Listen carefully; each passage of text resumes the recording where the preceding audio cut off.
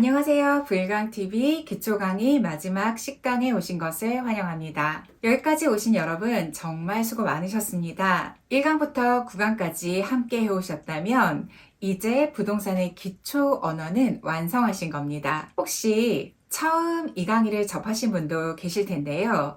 10강은 바쁜 분들이 이것 하나만 봐도 핵심을 챙겨가실 수 있도록 1강부터 9강까지의 가장 중요한 공식만을 모아서 총정리해 드립니다. 오늘의 목표는 딱 하나입니다. 내가 지금 어느 동네에 어떤 아파트를 봐야 하는가?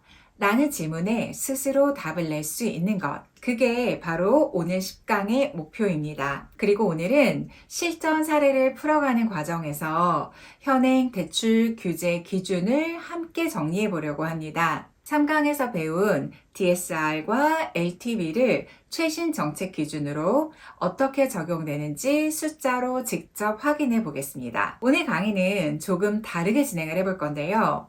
1강부터 9강까지의 공식을 따로따로 복습하는 게 아니라 결혼 3년차 직장인 부부의 실제 고민 하나를 처음부터 끝까지 풀어가면서 그 과정에서 배운 공식들이 자연스럽게 하나씩 등장하는 방식입니다. 공식을 꺼내 쓰는 순간 그 의미가 훨씬 선명하게 보이게 될 텐데요. 자, 그럼 시작해 보도록 하겠습니다. 부동산의 가격은 결국 수요와 공급이 결정을 합니다.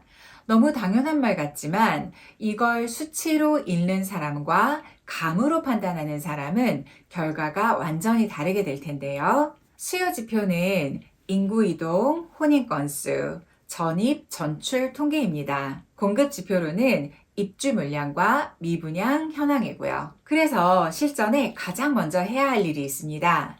바로 지금 이 순간에 가격이 아니라 2년 후에 입주 물량이 얼마인지를 미리 한번 계산을 해보는 건데요. 지금처럼 신규 공급이 줄어드는 시기에는 입주 물량 감소 자체가 가격 상승의 선행 신호가 됩니다. 반면에 특정 지역에 분양이 집중되어 있다면 2, 3년 후에 공급이 한꺼번에 쏟아지는 충격을 경계해야 합니다. 이 데이터는 국토교통부의 부동산 통계 정보 시스템 R1에서 누구나 무료로 확인해 보실 수 있습니다. 투자를 시작하려면 종잣돈이 있어야 합니다. 이 강의 핵심은 버는 것보다 모으는 속도입니다.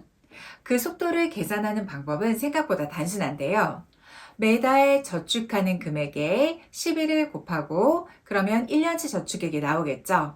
거기에 투자 수익률을 반영하게 된다면 목표 금액까지 몇 년이 걸리는지를 역산할 수 있습니다. 이 강에서 확인한 건 이 계산이 소득의 30%에서 50% 수준으로 저축해야 비로소 의미 있는 숫자가 나온다는 것입니다. 단, 비상금 3개월치는 언제나 현금으로 따로 남겨둬야 합니다. 이건 계산이 아니라 원칙입니다. 실제로 1억을 4년 안에 모으려고 한다면 세후 소득의 약 42%를 저축을 해야 합니다. 월 250만 원 소득 기준으로 해서 매달 105만 원씩이죠. 불가능해 보이지만 고정지출 구조를 바꾸면 됩니다. 그리고 종잣돈을 모으면서 동시에 챙겨야 할 것이 하나 있습니다. 청약저축입니다. 따로 큰 결심이 필요한 것이 아니라 월 10만 원씩을 꾸준하게 납입해 두면 됩니다. 시간이 쌓이면 민영주택 청약 가점이 자연스럽게 올라가게 되고요. 공공분양의 경우에는 납입 횟수와 누적 금액이 직접적으로 당락을 결정하게 됩니다. 종잣돈을 모으는 흐름 안에는 청약 준비가 함께 들어가 있게 되는 셈입니다. 레버리지, 즉 대출을 활용하게 되면 자기자본 수익률을 극적으로 높일 수가 있습니다. 자기자본 수익률 ROE는 이렇게 구하게 됩니다. 아파트를 팔았을 때 생긴 차익을 내가 실제로 투입한 자기자본으로 나누게 되고요. 거기에 100을 곱하게 됩니다. 예를 들어서 5억짜리 아파트를 3억을 대출을 받아 내 돈 2억으로 샀고 그 집이 1억이 올랐다면 한번 생각해 볼게요. 차익 1억을 자기 자본 2억으로 나누게 되면 50%가 나옵니다. 같은 집을 현금으로 전부 샀다면 20%에 그쳤겠죠? 같은 1억의 수익인데 레버리지 하나로 수익률이 30%포인트가 달라지게 되는 겁니다. 하지만 레버리지는 양날의 검입니다. 가격이 하락할 때에는 손실도 배로 커지게 되기 때문인데요.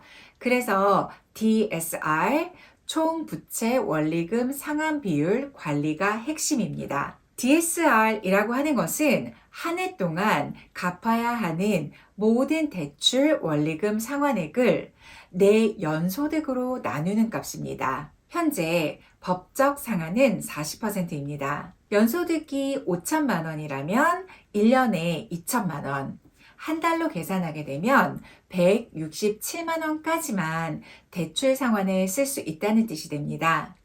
이 선을 넘으면 대출 자체가 나오지 않습니다. 좋은 입지란 무엇일까요? 이 질문에 감이 아닌 점수로 답할 수 있어야 합니다. 파트 3에서는 이 부부가 보는 아파트가 어느 동네인지 직접 100점으로 채점을 한번 해드리겠습니다. 4강에서 정리한 5대 변수가 있는데 기억나실까요? 교통 30점, 학군 25점, 상가, 상권 20점, 자연환경 10점, 직주 근접 15점, 모두 합치면 100점이 되는데요. 이 채점표를 손에 쥐고 서로 다른 두 동네를 감이 아닌 숫자로 한번 비교해 보는 겁니다. 파트 3에서 말씀드린 것처럼 이 부부가 보는 아파트를 직접 채점해 드릴 예정이니 기준을 머릿속에 잘 담아두세요. 교통은 강남까지 대중교통 30분 내외면 만점에 가깝습니다. 학군은 학업 성취도 평가 데이터하고 특목고 진학률을 수치화할 수 있고요. 직주 근접은 주요 업무지구까지의 출퇴근 시간을 환산한 것입니다. 부동산에도 사이클이 있습니다. 침체기, 회복기, 상승기, 과열기, 그리고 조정기의 순환이죠. 이 사이클이 어떤 위치에 있는지를 판단하는 기준은 세 가지가 되는데요.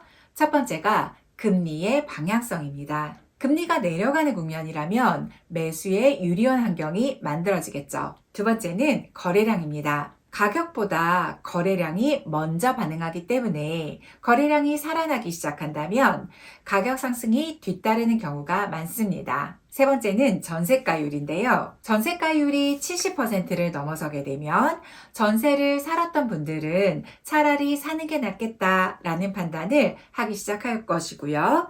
매매 수요가 자연스럽게 붙게 됩니다. 이 세 가지가 동시에 같은 방향을 가리킬 때 타이밍 신호는 켜지는 것입니다. 한국부동산원에서 발표하는 주간 아파트 가격 동향과 거래량 통계를 매주 확인하는 습관을 한번 들여보세요. 가격이 오르기 6개월 전에 거래량이 먼저 살아납니다. 이 공식은 잠시 후 파트 3에서 부부의 사례에서 다시 한번 적용해 보도록 하겠습니다. 모든 아파트가 다 오르는 것은 아닙니다.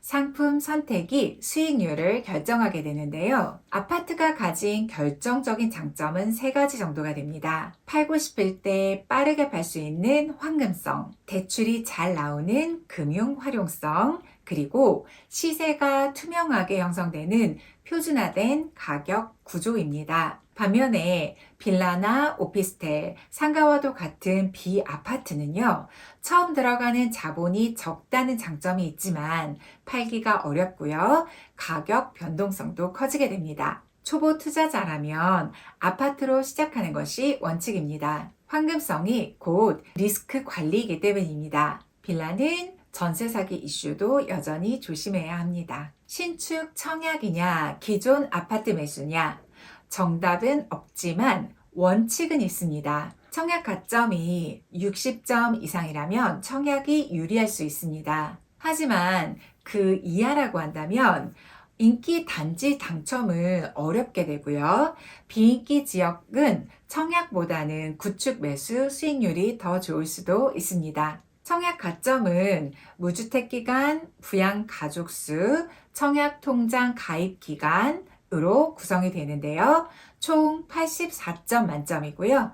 인기 단지의 당첨 커트라인은 보통 60에서 70점 이상입니다. 구축 매수 시에는 준공 후 15년에서 20년 차 단지 중에서 리모델링 또는 재건축에 이슈가 있는 단지를 한번 주목해 보세요. 리모델링은 준공 후 15년 이상, 재건축은 30년 이상이 기준입니다. 수익을 내도 세금을 모르면 손해입니다. 세금 3종 세트를 기억해 주세요. 첫 번째는 취득세입니다. 1주택자라면 6억 이하의 1%, 6억에서 9억 사이에는 금액에 비례해서 올라가게 되고요. 9억을 넘게 되면 3%가 됩니다. 다주택자는 세율이 확 뛰게 되는데요. 2주택이라면 8%, 3주택 이상이라면 12%까지 올라갑니다. 살 때부터 이미 큰 차이가 나게 됩니다. 보유세는 재산세와 종합부동산세로 구성이 되게 되는데요.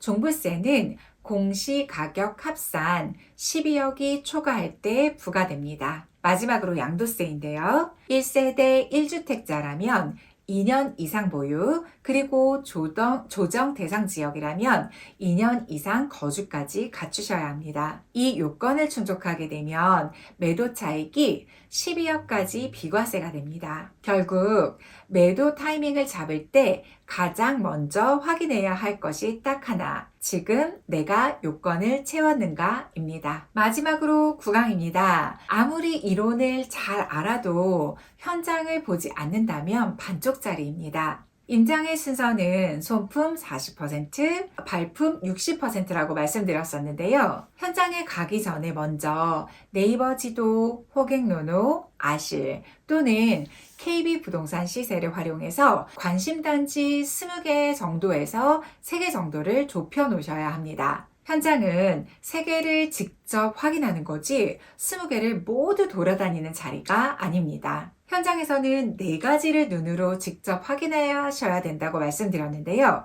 단지 관리 상태, 주차 환경, 주변 혐오 시설의 여부, 그리고 공인중개사와의 대화입니다. 좋은 중개사는 그 동네에 살아있는 시장 정보를 갖고 있는 경우가 많게 되는데요. 다만 중요한 건 그 말을 그대로 받아들이는 것이 아니라 국토부의 실거래가 공개 시스템 또는 부동산원 통계 같은 공식 자료를 비교해 보시는 겁니다. 중개사의 이야기가 데이터와 같은 방향을 가리킬 때 그 정보는 믿을만해집니다. 이제 실전 모의고사에 들어가기 전에 오늘 사례에 바로 적용되는 대출 규제 기준을 정확하게 짚어보고 가겠습니다. 숫자가 왜 그렇게 나오는지를 미리 알고 있어야 사례를 볼 때 흐름이 보이기 때문인데요. 스트레스 DSR 들어보셨을 거예요.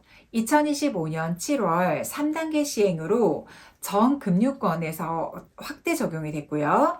2025년 10월 15일 부동산 대책으로 수도권과 규제지역, 주담대에는 스트레스 금리가 3%로 상향 조정되었습니다. 이 기준은 무주택자 여부나 기존 대출에 관계없이 동일하게 적용이 됩니다. 스트레스 DSR이라고 하는 것은요, 대출 심사 시에 현재 금리가 아닌 미래의 금리가 오를 경우를 가정한 더 높은 금리를 적용해서 대출 한도를 산정하는 제도인데요. 금융당국이 가계 부채 증가를 억제하기 위해서 2024년 2월부터 단계적으로 시행하고 있습니다. 스트레스 DSR은 단계적으로 강화되어 왔습니다.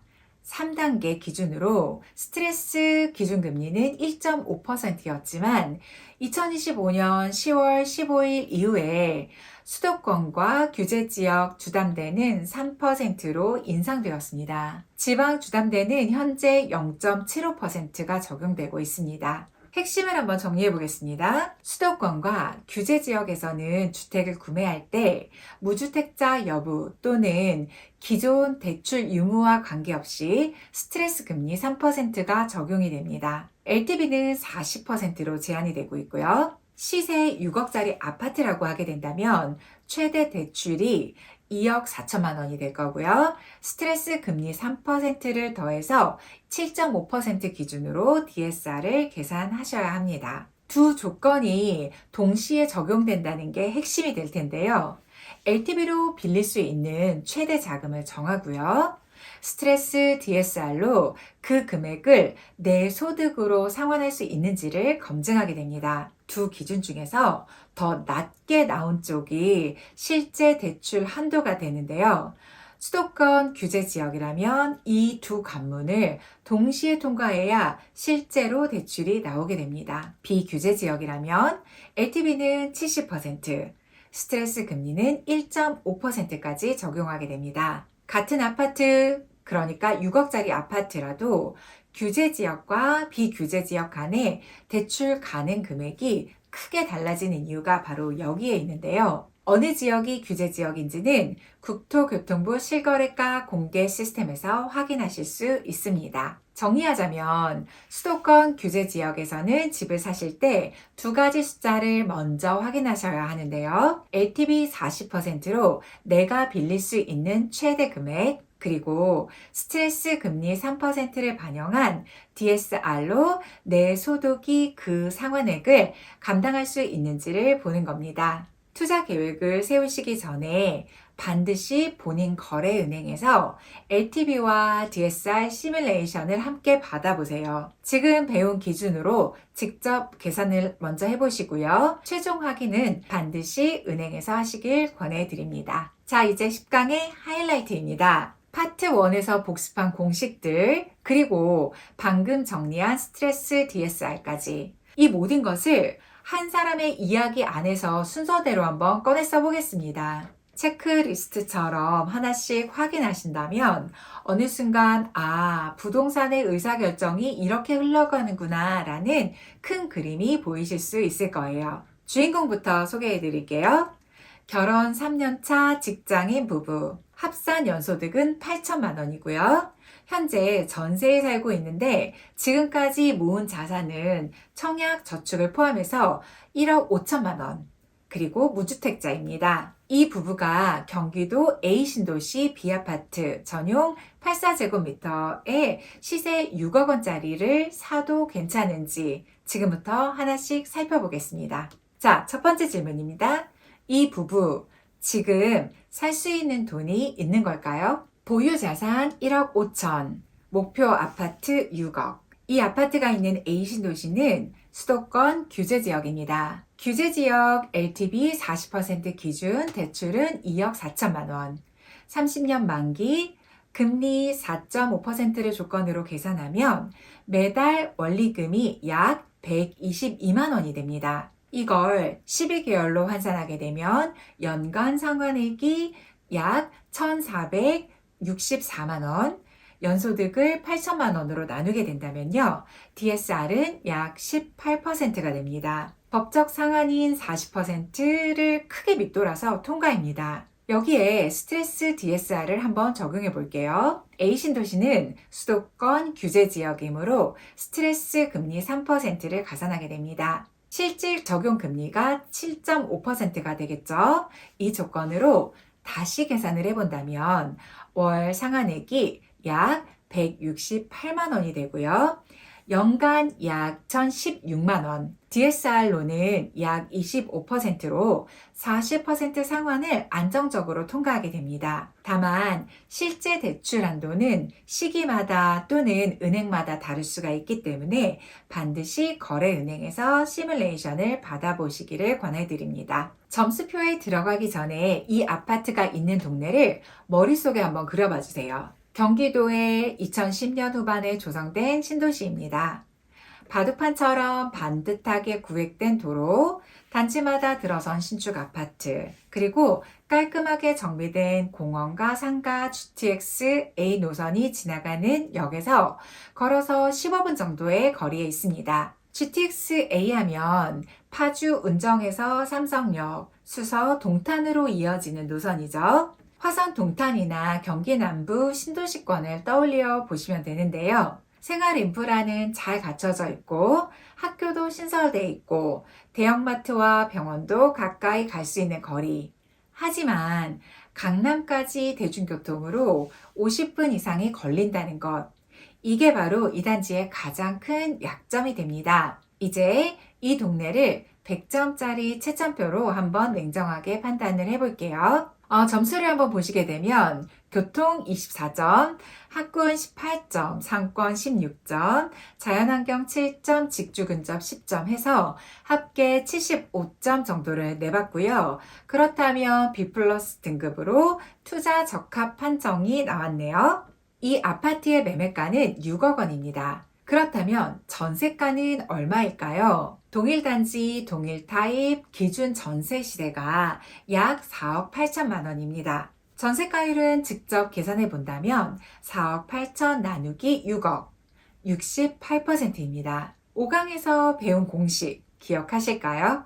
전세가율이 70% 이상이라면 매매 전환 수요가 증가하고 있는 신호라고 말씀드렸는데요. 지금 68%라는 것은 그 문턱 바로 아래에 와 있다는 뜻입니다. 전세로 살고 있는 세입자 입장에서 한번 생각해 보세요. 지금 4억 8천만 원의 전세 보증금을 내고 있는데 여기에 1억 9,200만 원만 더 있으면 이 집이 내 집이 됩니다. 이 갭이 좁아질수록 차라리 사자라는 수요가 자연스럽게 늘어나게 되고요. 그 수요가 매매 시장을 자극하게 됩니다. 거래량은 이미 3개월 이상 연속 증가 추세이고요.